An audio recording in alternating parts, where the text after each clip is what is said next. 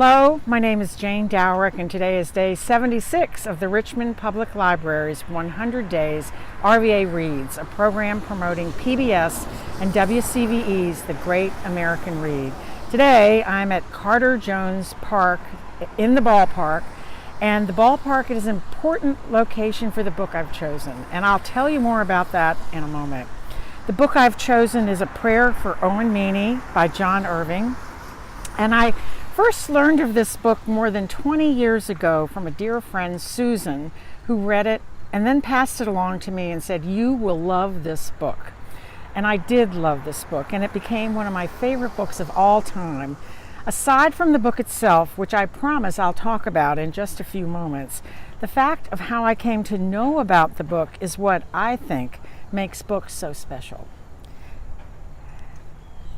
They're shared among friends, and they give us a way to connect, not just with the book, but with each other.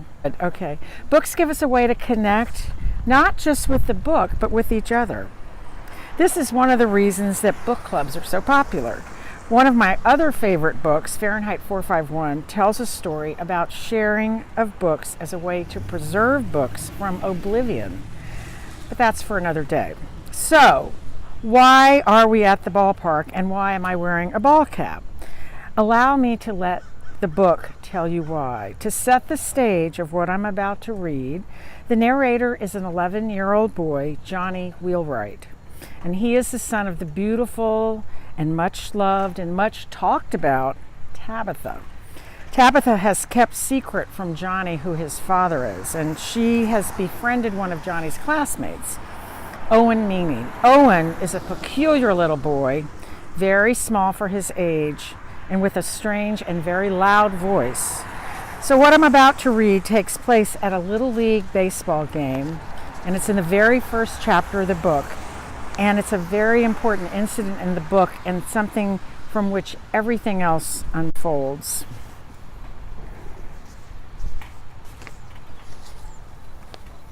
My mother had her back to home plate. She had caught someone's eye, someone in the bleacher seats, and she was waving to whoever it was. She was past the third base bag, on the third base line, but still nearer the third base and home plate when Owen Meany started his swing. He appeared to start his swing before the ball left the pitcher's hand. It was a fastball, such as they are in Little League play, but Owen's swing was well ahead of the ball, with which he made astonishing contact a little in front of home plate, about chest high. It was the hardest I'd ever seen him hit a ball, and the force of the contact was such a shock to Owen that he actually stayed on his feet. For once, he didn't fall down. The crack of the bat was so unusually sharp and loud for a Little League game that the noise captured even my mother's wandering attention. She turned her head toward home plate, I guess to see who had hit such a shot, and the ball struck her left temple, spinning her so quickly that one of her high heels broke and she fell forward, facing the stands, her knees splayed apart, her face hitting the ground, first because her hands never moved from her sides, not even to break her fall, which later gave rise to the speculation that she was dead before she touched the earth. All the players had been made to stand behind the bleachers while the police took photographs of my mother. They were still standing there, peering out at the murderous field through the empty seats. Several townspeople were standing with the players, mothers and dads, and ardent baseball fans. Later, I would remember Owen's voice, speaking to me in the darkness because my head was under the warm-up jacket. "I'm sorry!" Bit by bit, over the years, all of it would come back to me, everyone who was standing there behind the bleachers and everyone who had gone home. But then I took the warm-up jacket off my head, and all I knew was that Owen Meany was not standing there behind the bleachers.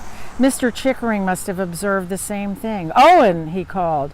"He went home," someone called back. "He had his bike," someone said. I could easily imagine him struggling with his bike up the Maiden Hill Road, first pedaling, then wobbling, then getting off to walk his bike, all the while in view of the river. In those days, our baseball uniforms were in itchy wool, and I could see Owen's uniform, heavy with sweat, the number 3, too big for his back. When he tucked his shirt into his pants, he tucked in half the number 2, so that anyone passing him on the Maidenhill Road would have thought he was number 2. I suppose there was no reason for him to wait. My mother always gave Owen and his bike a ride home after our Little League games. Of course, I thought, Owen has the ball. He was a collector. One had to consider only his baseball cards. After all, Mr. Chickering would say in later years, it was the only decent hit the kid ever made, the only real wood he ever got on the ball. And even then, it was a foul ball, not to mention that it killed someone. So what if Owen has the ball, I was thinking. But at the time, I was mainly thinking about my mother. I was already beginning to get angry with her for never telling me who my father was. At the time, I was only 11.